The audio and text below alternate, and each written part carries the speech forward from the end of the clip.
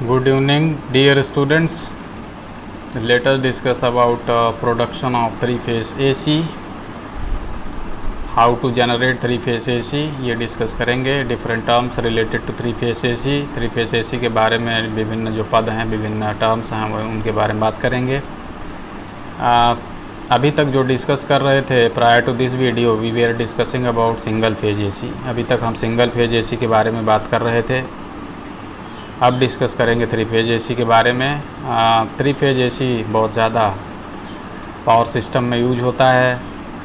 Commercial level पे power का generation, transmission, distribution, consumption bulk level पे थ्री फेज में ही किया जाता है. There are several advantages of three phase compare to single phase. Single phase की तुलना में थ्री फेज के कई सारे फ़ायदे हैं, कई सारे लाभ हैं, जिनकी वजह से सिंगल फेज़ की तुलना में थ्री फेज़ में ही पावर का जनरेशन, ट्रांसमिशन, डिस्ट्रीब्यूशन और भारी मात्रा में कंजम्पशन थ्री फेज़ में ही किया जाता है. Power is generated in the form of three phase, power is transmitted in the form of three phase, power is distributed in the form of three phase and it is consumed in the form of three phase due to many advantages of three phase compare to single phase. तो अभी तक हम single phase के बारे में बात कर रहे थे. आज डिस्कस करेंगे थ्री फेज़ के बारे में. तो सिंगल फेज़ कैसे जनरेट करते हैं, प्रोडक्शन कैसे करते हैं सिंगल फेज़ का, पहले ये बात करते हैं, फिर बात करेंगे थ्री फेज़ का कैसे करते हैं. तो थ्री फेज़ का वोल्टेज पैदा करने के लिए देखिए ये यूनिफॉर्म स्टैटिक फील्ड यहाँ पे क्रिएट किया गया है. DC फील्ड है, यूनिफॉर्म फील्ड है, कांस्टेंट फील्ड है. उसमें एक 3 कॉइल हैं, first coil, second coil and third coil. तीनों कॉइल एक ही रोटर पे रखी जाएंगी, इनको रोटेट करेंगे. इसमें थ्री फेस EMF पैदा होगा. इसके बारे में अभी हम बात करेंगे. थ्री फेस वोल्टेज इसमें पैदा होगा जब इसको रोटेट करेंगे इस डायरेक्शन में. पहले हम रिवाइज़ कर लें एक बार, ये पुनः याद कर लें कि कैसे सिंगल फेज जनरेट करते थे. देखिए आपको याद होगा हम लोग सिंगल फेज जनरेट करने के लिए 2 तरीका बताया था, इधर स्टैटिकली इंड्यूस्ड EMF और डायनेमिकली इंड्यूस्ड EMF. तो ये डायनेमिकली इंड्यूस्ड EMF है. इसमें सिंगल फेज EMF है, one phase EMF, one phase voltage या वन फेज EMF.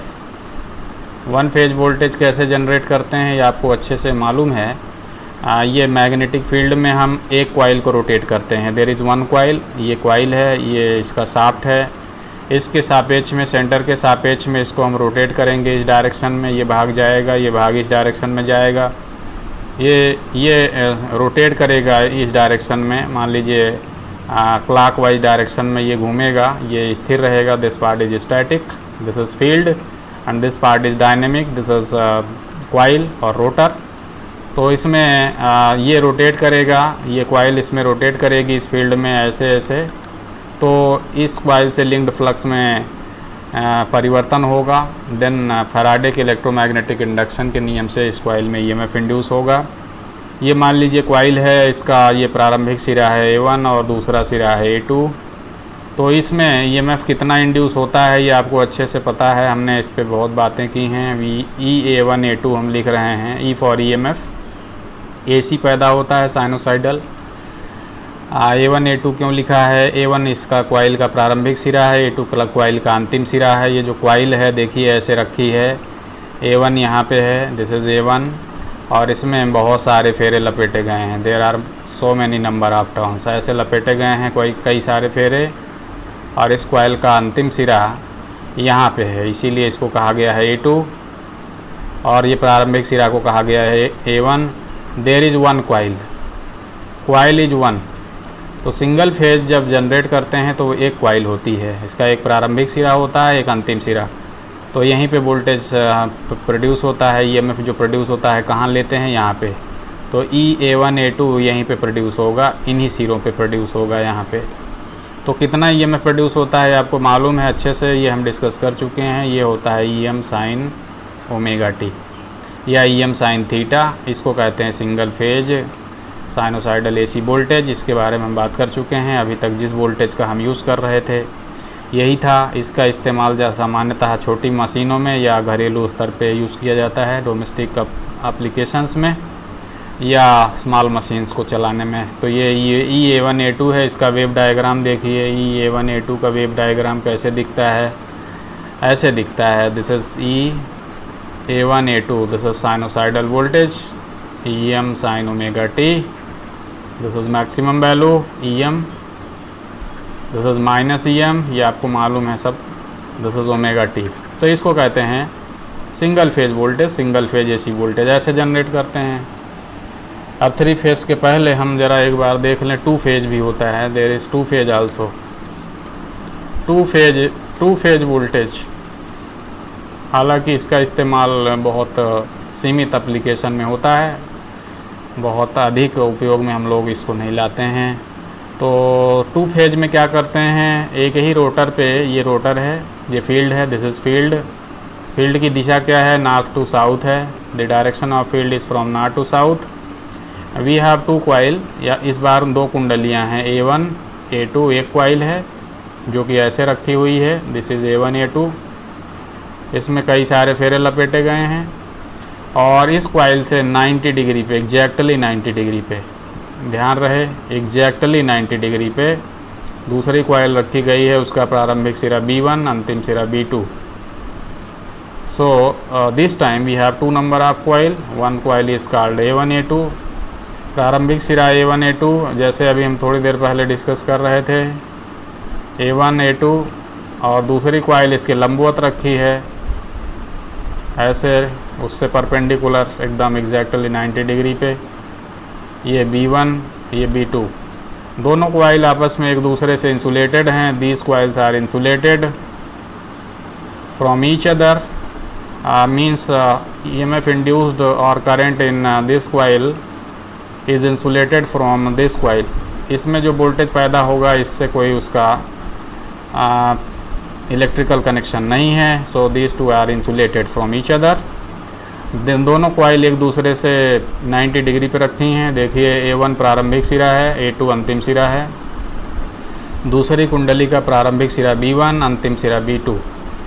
दोनों कुंडलियां एक ही स्पीड से रोटेट कर रही हैं, both the coils are rotating at same speed, omega radian per second, and they are rotating on same magnetic field, in the magnetic field which is same. देखिए ये magnetic field north to south जो है ये same है, इसी field में दोनों rotate कर रही हैं एक ही स्पीड से।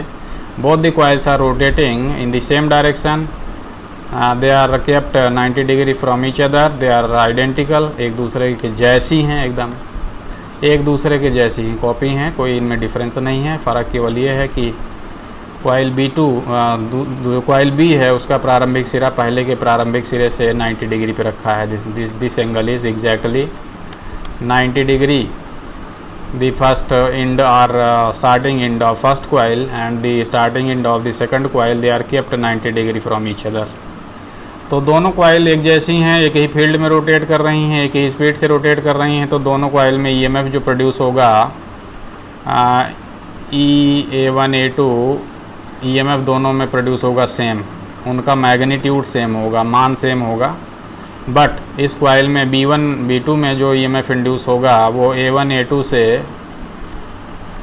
ये EMF 90 डिग्री लैग करेगा, साइन ओमेगा टी माइनस π/2 और 90 डिग्री का लिख सकते हैं, बिकॉज दिस एंगल इज़ π/2।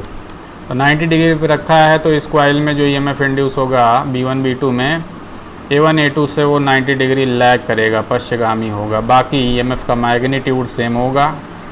क्यों सेम होगा? Because these 2 coils are identical, जिसमें जितने फेरे A1 A2 में हैं मान लीजिए n, उतने ही फेरे B1 B2 में भी हैं मान लीजिए n, सेम फेरे सेम हैं, एक ही स्पीड से घूम रहे हैं, एक ही फील्ड में घूम रहे हैं, तो फ्लक्स में जो परिवर्तन होगा उसकी दर सेम होगी। तो EMF जो पैदा होगा E1 और EMF जो पैदा होगा E2 दोनों सेम होंगे, दोनों में EMF सेम होंगे, दोनों कॉइल में इंड्यूस्ड EMF का मान सेम होगा। बट कॉइल जो B में EMF इंड्यूस होगा वो पहले कॉइल से 90 डिग्री या π/2 लैग करेगा। ये वेव डायग्राम देखिए, we have drawn this wave diagram omega t we have taken here. A1 A2 B1 B2 दोनों को यहाँ पे ले लीजिए, ऐसे 0 से स्टार्ट करिए। E1 A2 equal to EM sine omega t का कर्व है ये, this is pi, this is 2 pi, this is 3 pi 4 pi ये। और E B1 B2 जो है वो होगा EM sin omega T minus π/2। ये EA1 A2 कितना है, EM sin ओमेगा टी, उसका कर्व देखिए ये है, ये we have taken this curve from reference because there is no plus minus, यहाँ प्लस माइनस फाई नहीं है इसलिए ये 0 से स्टार्ट हुआ है। EB1 B2 देखिए π/2 से लैग कर रहा है, so this angle is π/2, this angle is π/2 and this voltage is lagging, ये π/2 एंगल से लैग कर रहा है, पश्चगामी है ये। तो ये हो गया टू फेस, इसको कहते हैं perfect two phase. Perfect two phase के लिए क्या कंडीशन होनी चाहिए, पहला दोनों में EMF जो है उनका मान सेम होना चाहिए।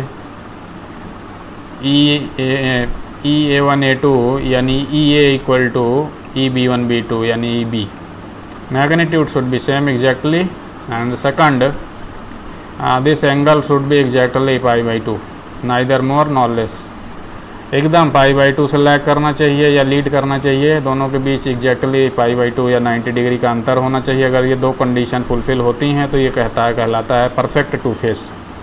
फेजर डायग्राम आप बना लीजिए। फेजर डायग्राम कैसे बनाएंगे, ए फेस का EMF, उससे आप B फेस के EMF को 90 डिग्री या π/2 एंगल से लैग करते हुए दिखा दीजिए। EA जो है ये है, this is EA and this is EB, this angle is π/2, so this is called two phase. अब थ्री फेस के बारे में बात करते हैं। Production of three phase, how to produce three phase, how to generate three phase, कैसे उत्पादन करते हैं थ्री फेस का, इसके बारे में बात कर रहे हैं। देखिए इस बार जैसे अभी हम टू फेज़ में बात कर रहे थे, एक ही रोटर पे दो कॉइल थी, अभी इसे एक ही रोटर पे इस बार 3 कॉइल हैं। तो टोटल जो ये एंगल है, अभी ये किस स्पीड से रोटेट करेगा, ओमेगा रेडियन पर सेकंड से घूमेगा। ये एक ही शाफ्ट पे 3 कॉइल हैं, इनको बराबर बराबर दूरी पे रखा गया है। दिस इज़ A1 A2, ये पहली कॉइल है, इसका प्रारंभिक सिरा A1, अंतिम सिरा A2। दूसरी कॉइल है ये, इसका प्रारंभिक सिरा B1 और अंतिम सिरा है B2। ये B2। और तीसरी कॉइल है ये, उसका प्रारंभिक सिरा ये है C1 और अंतिम सिरा ये है C2। मान लीजिए जनरेटर रोटेट कर रहा है इस डायरेक्शन में, इस जनरेटर को हम मान लीजिए रोटेट करा रहे हैं इस दिशा में। ओमेगा रेडियन पर सेकंड के एक समान कोणीय वेग से घूम रहा है ये शाफ्ट इस डायरेक्शन में। इस बार किधर घुमा रहे हैं, इस बार घुमाने की डायरेक्शन क्या है, इस बार घुमाने की डायरेक्शन एंटी क्लॉकवाइज है, वामावर्त दिशा में घूम रहा है।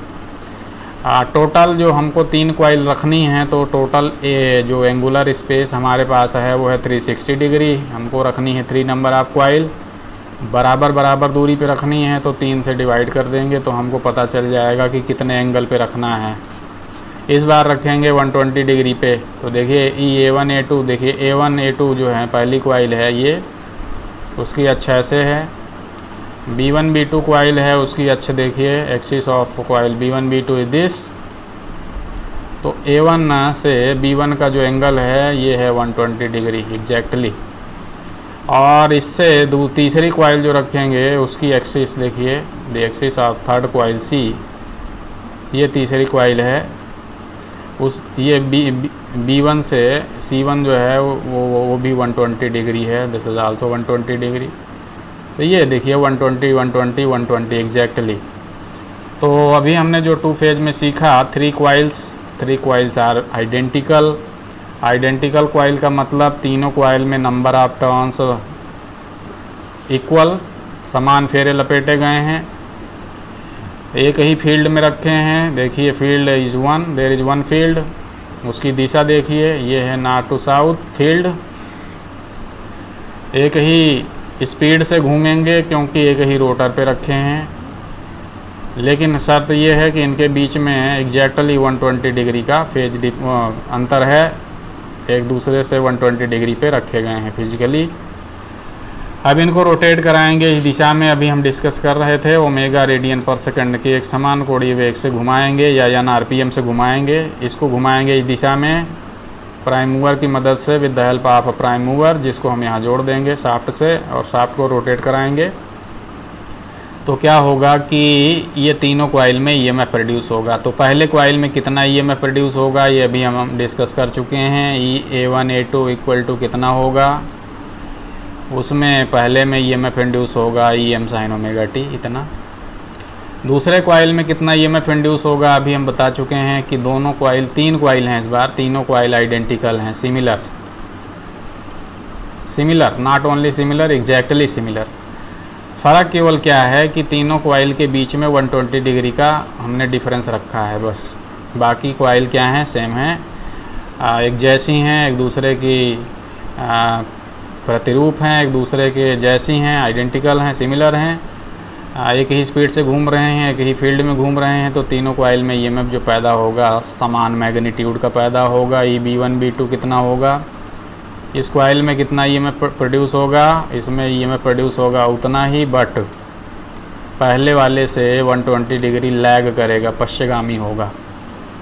कॉइल बी में ईएमएफ जो पैदा होगा उतना ही ईएमएफ पैदा होगा जितना ए में, लेकिन पहले वाले से ये 120 डिग्री पश्चिगामी होगा, लैग करेगा, it lags with first coil EMF. और कॉइल सी में जो ईएमएफ इंड्यूस होगा C1 C2 वो कितना होगा, ये कॉइल सी है, ये उसका प्रारंभिक सिरा ये है, this is the starting point, this is finish point. तो तीसरे कॉइल में जो ईएमएफ इंड्यूस होगा वो होगा EM sin ओमेगा t। ये पहले वाले से 120 ये है, 120 ये है, तो total angle 240 degree, so this is minus 240 degree. ये है 3 phase EMF, 3 phase voltage. 3 phase voltage ऐसे होता है, 3 फेज़ EMF ऐसे होता है। पहले फेज़ का EMF देखिए, A1 A2 EM sin omega t, ये पहले कॉइल में इतना पैदा होगा वोल्टेज। दूसरे कॉइल में देखिए B1 B2, ये इसकी बात कर रहे हैं, इसमें कितना वोल्टेज पैदा होगा, EM sin omega t minus 120, मान सेम रहेगा, magnitude is same, but this is lagging with angle 120 degree, 120 degree से पश्चिगामी है। कॉइल सी ये है, कॉइल सी, इसमें ईएमएफ जो पैदा होगा वो भी सेम होगा, बट ये लैग करेगा 240 डिग्री से, पहले वाले से। दूसरे वाले से 120 डिग्री लैग करेगा, पहले वाले से 240 डिग्री लैग करेगा। इसको कहते हैं 3 फेज़ AC वोल्टेज। अब इसका वेव डायग्राम ड्रा कर लीजिए, देखिए वेव डायग्राम है, this is the wave diagram. तो क्या करेंगे, पहले A1 A2 लिख लीजिए यहाँ पे, A1 A2, ये एक जनरेटर हमने बनाया है यहाँ पे देखिए। तो ये इस तरह से भी ईएमएफ प्रोड्यूस कर सकते हैं, इस तरह से भी। जैसे यहाँ पे क्या है, पहले कॉइल रखा है A कॉइल, दूसरा फिर क्या है B कॉइल रखा है, तीसरा C, फिर A, फिर B, फिर C। तो ये जो है इसमें भी वैसे ही 3 फेज़ जनरेटर इस तरह से भी होते हैं, इस तरह के भी होते हैं। अधिकांश 3 फेज़ जनरेटर इस तरह के होते हैं। कॉइल को बाहर रख दिया जाता है, फील्ड रोटेट करते हैं, क्योंकि जनरेटर बहुत बड़े साइज़ के होते हैं तो फील्ड हल्का होता है, उसको रोटेट करना आसान होता है।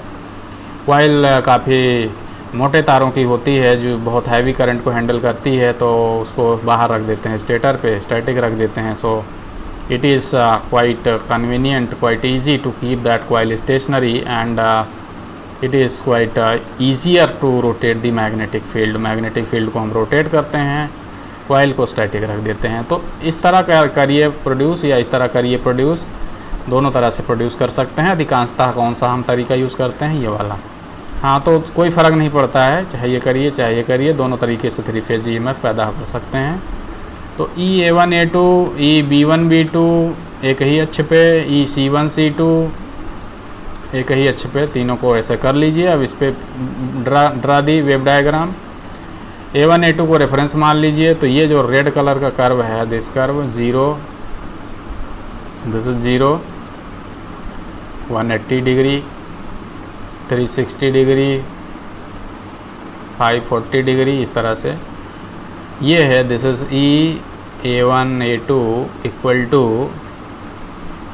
EM sin omega t। ये हो गया पहला फेज़, हो गया A1 A2 हो गया, EM sin ओमेगा t। दूसरा B1 B2 को 120 डिग्री लैग करा दीजिए। देखिए 120 डिग्री कैसे होगा, दिस इज़ 180, ये 180 डिग्री है, तो इसको 60-60 डिग्री के 3 भागों में बांट लीजिए। 60 डिग्री ईच। ये 60 तो ये एंगल है, this is 120 degree, this angle is 120 degree. अब यहाँ से स्टार्ट करिए बी फेज़ को, ये बी फेज़ का ईएमएफ है, उसका wave diagram E B1 B2 equal to EM sine omega T minus 120 degree हो गया। ये रेड कलर वाला है A1 A2 और ये येलो कलर वाला है B1 B2 जो कि पहले से 120 डिग्री पश्चिगामी है, लैग कर रहा है 120 degree, this is B1 B2। इसको पीछे ले जाएंगे तो ये क्या हो जाएगा, ये कर्व यहाँ जाएगा, ये यहाँ।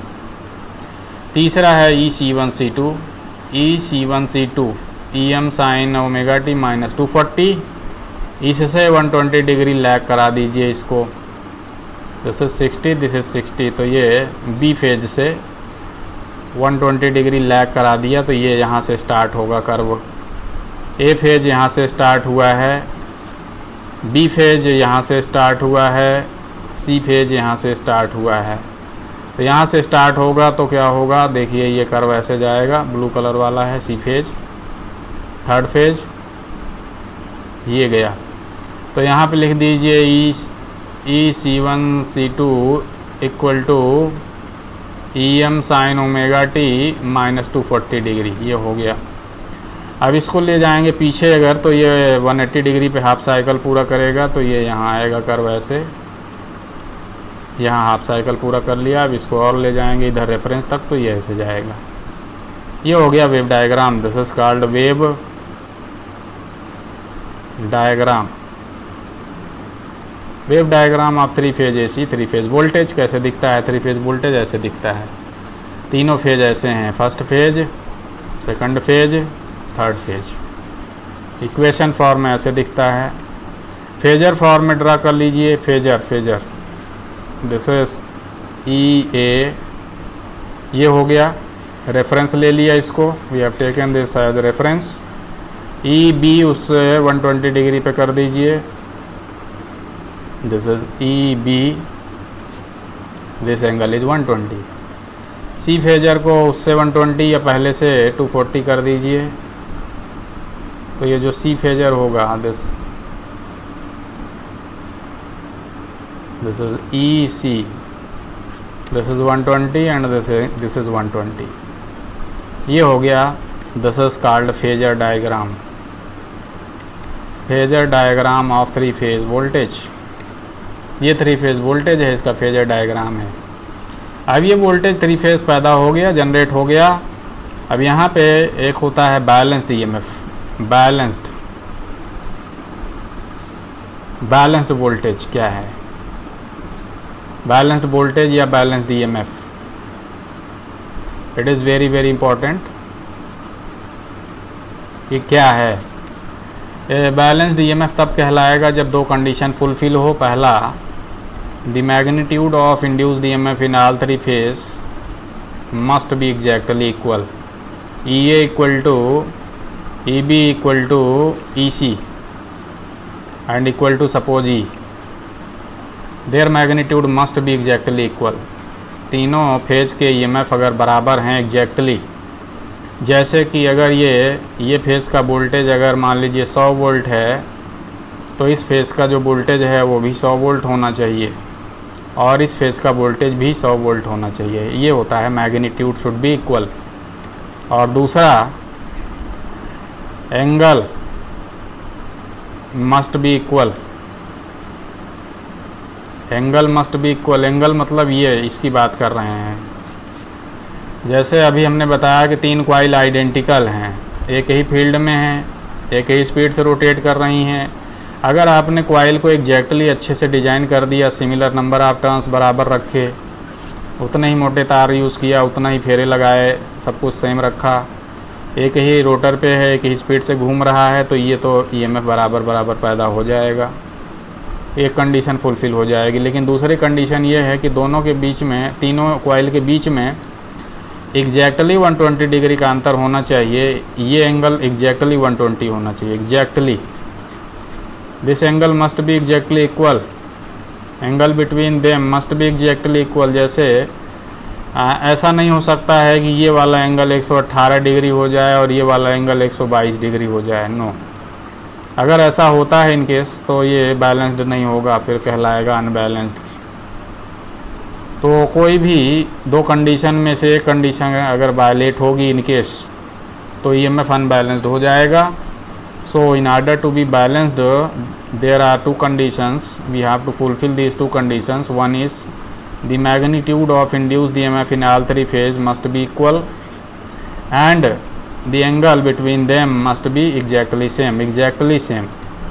अगर दोनों में से कोई एक कंडीशन वायलेट हो गई या डिस्टर्ब हो गई या फुलफिल नहीं होती है या पूर्ण नहीं होती है, दोनों में से दोनों कंडीशन या एक, तो ऐसा वोल्टेज कहलाएगा unbalanced. That is called unbalanced voltage या unbalanced EMF। So it is very very important for three phase to be balanced, EMF to be balanced, we have to fulfill two conditions. One is EMF, their magnitude should be exactly equal, and second condition is their angle between them must be exactly same, must be exactly equal.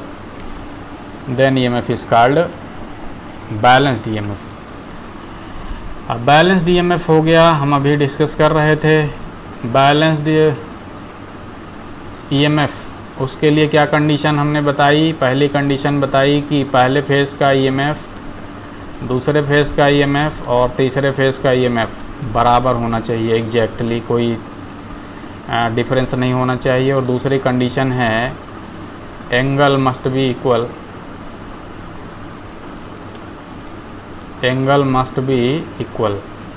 ये दो condition अगर fulfil होंगी तो EMF balanced कहलाएगा, अगर नहीं fulfil होंगी तो EMF बैलेंस्ड नहीं होगा, अनबैलेंस्ड हो जाएगा। अगर कोई एक वोल्टेज कम ज़्यादा हुआ किसी फेज में तो अनबैलेंस्ड हो जाएगा, या एंगल उनके बीच में किसी दो फेज के बीच में कम ज़्यादा हुआ तो भी अनबैलेंस्ड हो जाएगा। अब हम यहाँ पे सीखेंगे नेमिंग, नामकरण कैसे करते हैं, नेमिंग ऑफ फेज।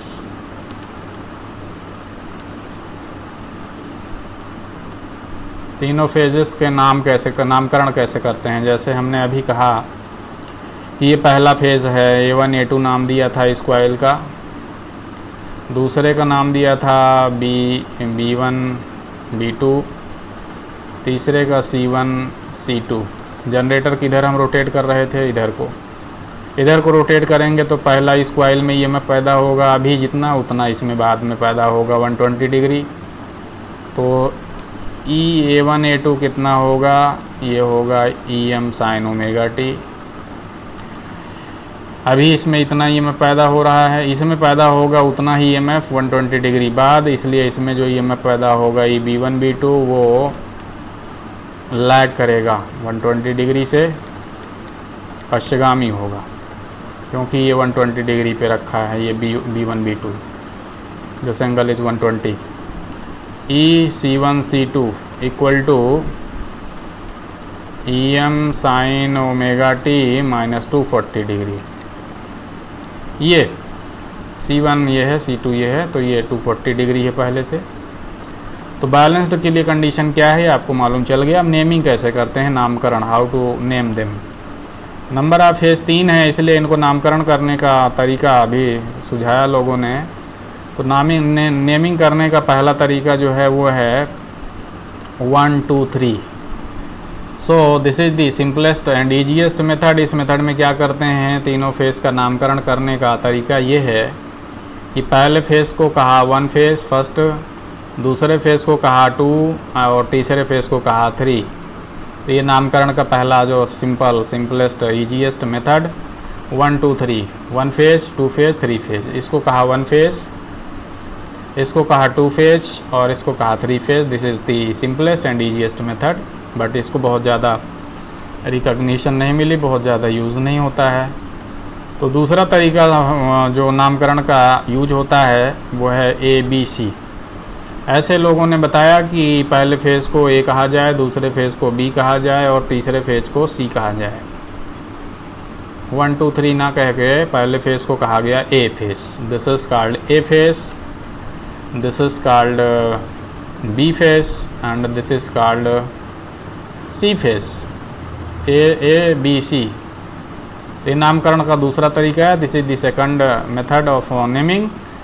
इसको भी बहुत ज़्यादा नहीं यूज़ करते हैं हम लोग, सबसे ज़्यादा यूज़ करते हैं तीसरा नामकरण का मेथड है, वो है आर वाई बी। ऐसे मेथड में क्या कहा गया, पहले फेस को कहा गया आर फेस।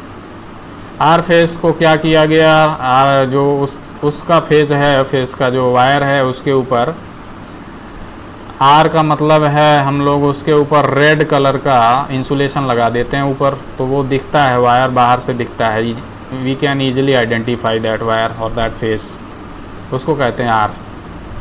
दूसरा देखिए yellow, red yellow, Y phase. दूसरे फेज को कहा गया वाई फेज।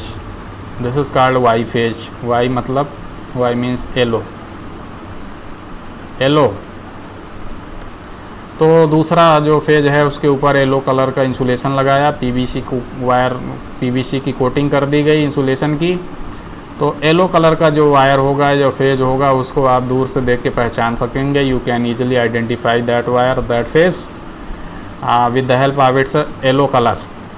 तीसरा बी है, बी देखिए, बी मतलब ब्लू। तो नामकरण का ये जो तीसरा तरीका है बहुत ज़्यादा चलता है। It is very very common, very very useful, very very frequent. We use this method so frequently. So तीसरा जो है बी, इसको क्या करते हैं, ब्लू कलर का इसके ऊपर लगाते हैं, पीवीसी की कोटिंग कर देते हैं, ब्लू नीले कलर का इंसुलेशन लगा देते हैं वायर के ऊपर। तो ये क्या है, ब्लू कलर का दिखता है। So we can easily identify this phase with the help of its colour. तो ये नामकरण का जो है 3 प्रचलित विधियां हैं, पद्धतियां हैं। First method 1 2 3, this is not so common. Second method ABC, first phase को ए, सेकंड फेज को बी, थर्ड को C. This is also not very very frequent. Third, this is the most commonly used, most widely used naming method. हम तीनों phase को नामकरण करने की ये जो विधि है, सबसे ज़्यादा इसी को यूज़ करते हैं हम लोग। नामकरण करते हैं, तीनों फेस का नामकरण इस प्रकार से करते हैं, R red, Y yellow and B blue. और ये ज़्यादा इसलिए यूज़फुल है या चलता है या उपयोगी है क्योंकि with the help of this colour coding we can easily identify which phase we are talking about. R phase है तो उसको दूर से रेड कलर का उसके ऊपर वो लगा है इंसुलेशन, उसको देख के पहचान लेंगे। We can identify this is red phase और आर फेस। येलो कलर का लगा है उस पर तो हम उसको पहचान लेंगे with the help of its colour. There is PVC coating, there is insulation over the wire, so it is yellow colour, so we can call it yellow phase और Y phase. Third blue phase का हम insulation लगा देते हैं, we use blue colour insulation, so with the help of blue colour we can identify this is blue phase. So this is very useful, very common. This is called naming. Again इसमें हम लोग ये use करते हैं एक term, उसको बोलते हैं हम लोग यूज़ करते हैं फेज सीक्वेंस। ये बहुत इम्पॉर्टेंट है, ये भी डिस्कस करना ज़रूरी है। फेज सीक्वेंस, कला का क्रम क्या है, देखिए फेज सीक्वेंस यहाँ इंपॉर्टेंट है। अगर इस जनरेटर को हम इस दिशा में घुमाएंगे, इस दिशा में, if this generator is being rotated in this direction, then A phase R phase है, ये R phase, R Y B हम लिख रहे हैं, मान रहे हैं R, this is Y phase, this is R phase first, this is Y phase second and this is B phase. R Y B हम यूज़ कर रहे हैं नेमिंग का मेथड। अब इसमें देखिए, ये अगर जनरेटर इस दिशा में रोटेट करेगा, if this generator is rotating in this direction, then R के बाद कौन फेज जो है आएगा, यहाँ पे वाई आएगा, वाई के बाद कौन आएगा, बी आएगा, बी के बाद कौन आएगा, फिर आर आएगा। तो ये क्रम से ही आएंगे, आर के बाद हमेशा ये वाई, वाई के बाद हमेशा बी, बी के बाद हमेशा आर आएगा। तो देखिए यहाँ पे देखिए मैक्सिमम वैल्यू कौन पहले प्राप्त किया, आर फेज ने, फिर मैक्सिमम वैल्यू किसने प्राप्त किया, वाई फेज ने, फिर मैक्सिमम वैल्यू किसने प्राप्त किया, बी फेज ने। तो यही कहलाता है phase sequence. The order of reaching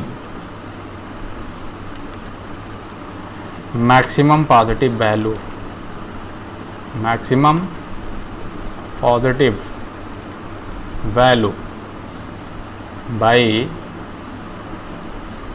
3 phases,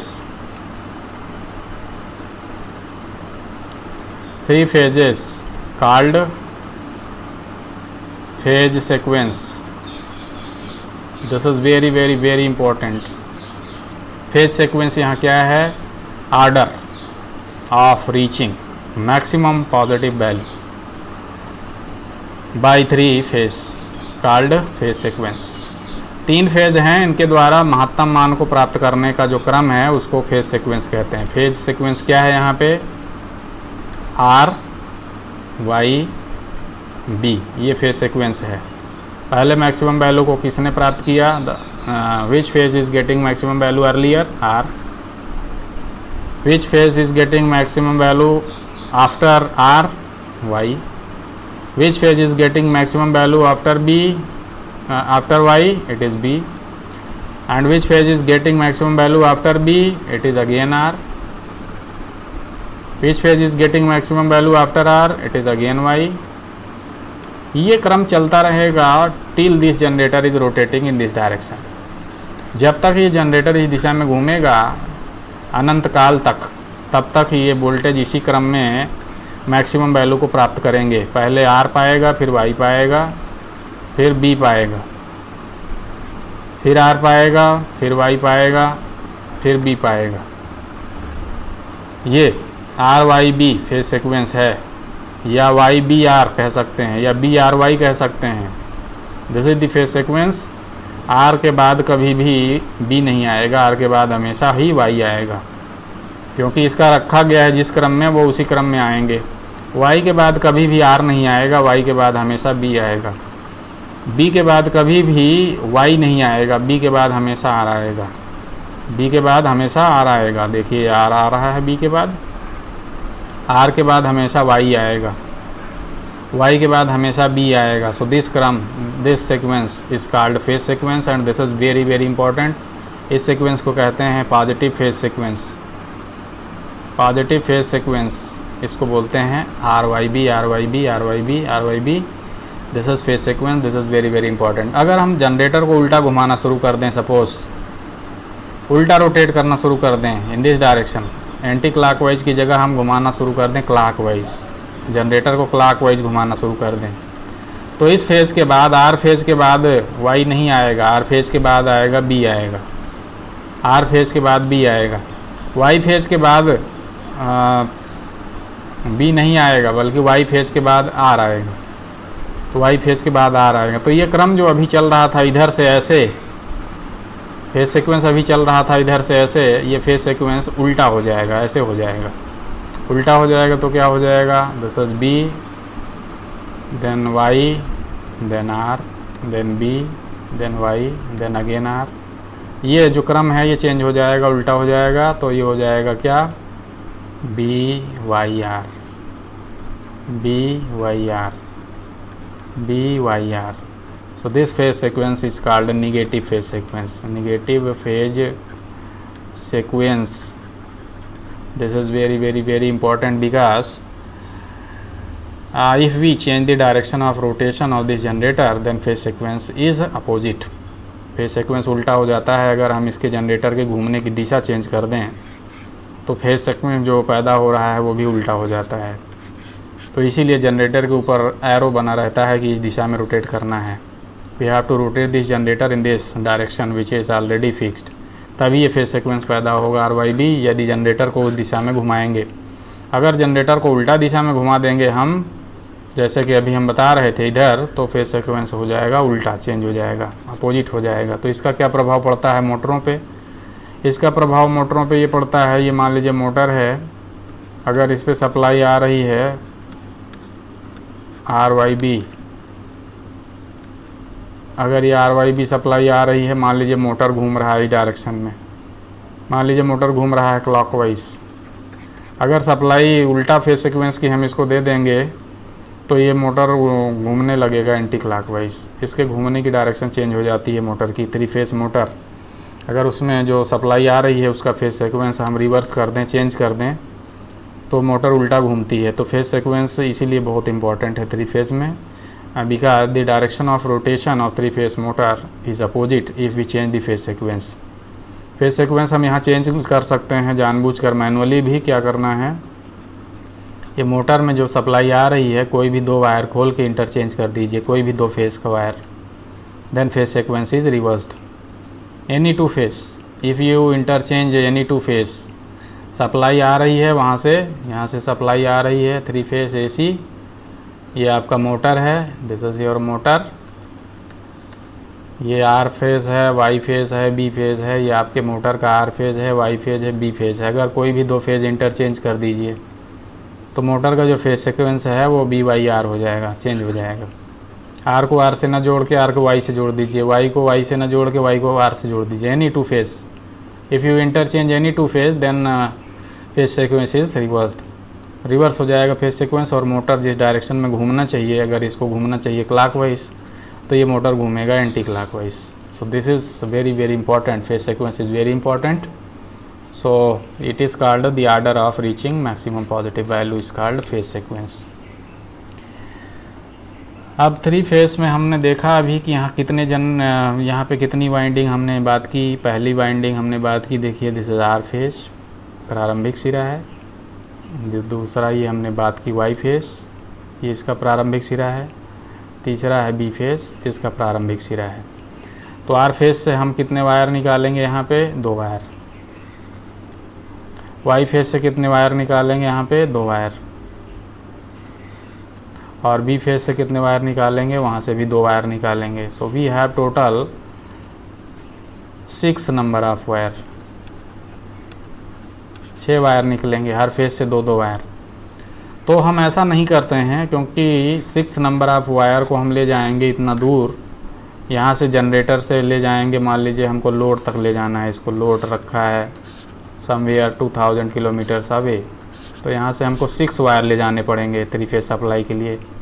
6 wire तो 2000 किलोमीटर दूर ले जाना है सपोज़ हमको पावर, तो यहाँ जनरेटर यहाँ है जनरेटर, यहाँ से लोड है 6 वायर ले जा रहे हैं 2000 किलोमीटर दूर, 2000 किलोमीटर दूर, तो इट इज़ अनइकोनॉमिकल। तो क्या करते हैं हम लोग, जनरेटर में ही उसी के अंदर तीनों फेस को आपस में जोड़ देते हैं, तीनों फेस को इंटरकनेक्ट कर देते हैं आपस में। तो इंटरकनेक्ट करने का तीनों फेस को 2 तरीका है। पहला तरीका है उसको बोलते हैं स्टार कनेक्शन, इसके बारे में अगले वीडियो में हम लोग और डिस्कस करेंगे खूब डिटेल में। दूसरा होता है delta connection, delta connection, star connection, इसी को वाई कनेक्शन भी बोलते हैं, और Y connection, delta connection, star connection को तारा संयोजन बोलते हैं या वाई संयोजन बोलते हैं, डेल्टा कनेक्शन को त्रिभुज संयोजन भी बोलते हैं। सो 6 वायर ले जाने की जगह पे क्या करते हैं, इन तीनों को आपस में जोड़ देते हैं, तीनों फेस को आपस में जोड़ देते हैं, आइदर इन स्टार और इन डेल्टा। बट जनरेटर जो होता है इसका 3 फेज जनरेटर, इसकी वाइंडिंग को हम हमेशा स्टार में जोड़ते हैं, always kindly remember 3 phase AC generators stator winding और this winding is always connected in star. इसको स्टार में क्यों जोड़ते हैं, क्योंकि स्टार कनेक्शन में लाइन वोल्टेज फेज वोल्टेज से √3 गुना ज़्यादा होता है, ये आपको आगे चल के हम डिस्कस करेंगे। In star connection line voltage is √3 times more than phase voltage. तो हम यहाँ पे अगर फेज में मान लीजिए पैदा कर रहे हैं, मान लीजिए 11,000 वोल्ट फेज में, तो लाइन में हमको कितना वोल्ट मिलेगा, √3 इंटू 11,000, 11,000 से √3 गुना ज़्यादा वोल्टेज मिलेगा। या अगर हम लाइन में 11,000 वोल्ट पाना चाहते हैं तो फेज में हमको कितना पैदा करना पड़ेगा, फेज में हमको पैदा करना पड़ेगा 11,000 upon √3। So less voltage, we produce less voltage in the phase and we get more voltage in the line. Line में ज़्यादा वोल्टेज मिल जाता है स्टार कनेक्शन में फेज वोल्टेज की तुलना में। इस वजह से हम लोग ज़्यादातर स्टार कनेक्शन प्रेफर करते हैं। जनरेटर जो है उसकी वाइंडिंग को। दूसरा डेल्टा कनेक्शन भी है, इसके बारे में बात करेंगे हम लोग। तो यहाँ पे अगर स्टार कनेक्शन कर देंगे तो यहाँ पे स्टार कनेक्शन कैसे करते हैं इसके बारे में भी अभी हम डिस्कस करेंगे। देखिए ये थ्री फेज है तो 3 वाइंडिंग है इसमें, 1 winding, 2 winding and this is 3 winding, 3rd winding. R phase ये, वाई फेज ये एंड बी फेज ये है। तो पहला ऑप्शन था कि हम हर फेज से ले जाते 2-2 वायर, तो हमको इतना वायर लगते 6 नंबर ऑफ वायर। दूसरा तरीका है कि इसको हम आपस में जोड़ दें स्टार में या डेल्टा में। तो स्टार कनेक्शन कैसे करते हैं इसके बारे में और डेल्टा कनेक्शन कैसे करते हैं इसके बारे में बात कर दें। तो अभी ये तो था सोर्स, इसको बोलते हैं सोर्स, ये वोल्टेज सोर्स है जनरेटर। दूसरा ये होता है लोड, 3 फेज के लोड भी होते हैं। लोड ये हो सकता है जैसे एक बल्ब है 3, इनको आपस में जोड़ दिया स्टार या डेल्टा में, तो ये हो गया 3 फेज लोड। या हीटर 3 ले लिया, उनको आपस में जोड़ दिया स्टार में या डेल्टा में, तो 3 फेज लोड हो जाएगा।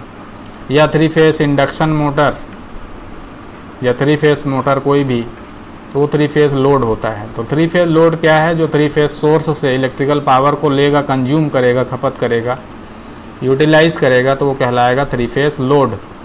तो लोड भी बैलेंस्ड और अनबैलेंस्ड होते हैं। जैसे सोर्स अभी हमने बताया था बैलेंस्ड, बैलेंस्ड कब होता है बैलेंस्ड?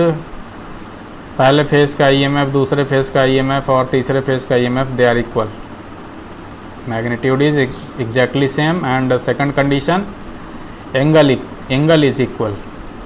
इसी प्रकार से लोड बैलेंस्ड कब कहलाता है? Load is balanced when 2 conditions are required to be fulfilled. 1, impedance of all phase must be equal. तीनों फेज की प्रतिबाधा बराबर होनी चाहिए। अगर ये पहले में Z है तो दूसरे में भी Z होनी चाहिए, तीसरे फेज में भी Z होनी चाहिए।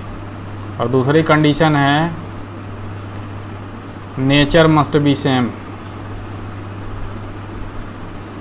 Nature must be same. Nature मतलब अगर इसमें बल्ब लगा है यानी रेजिस्टेंस है, तो इसमें भी रेजिस्टेंस होना चाहिए, इसमें भी रेजिस्टेंस होना चाहिए तीनों फेज में। इसमें RL है तो इसमें भी RL, इसमें भी RL होना चाहिए। इसमें RLC है तो इसमें भी RLC, इसमें भी RLC। या इसमें RC है तो इसमें भी RC, इसमें भी RC होना चाहिए। ये होता है नेचर। मतलब if it is resistive, first phase is resistive, then all 3 phase must be resistive. If first phase is capacitive, then all 3 phase must be capacitive. If first phase is inductive, then all 3 phase must be inductive. If first phase is RL circuit, then it should be RL circuit all. तो ये होता है nature, nature must be same. तो ये होता है load balanced, balanced load. अगर ये दोनों कंडीशन में से एक कंडीशन भी फुलफ़िल नहीं हुई या दोनों फुलफ़िल नहीं हुई तो लोड कहलाएगा अनबैलेंस्ड लोड। तो हम ये डिस्कस कर रहे थे कैसे जोड़ते हैं। जैसे सोर्स को स्टार डेल्टा में जोड़ते हैं, वैसे लोड को भी स्टार डेल्टा में जोड़ सकते हैं।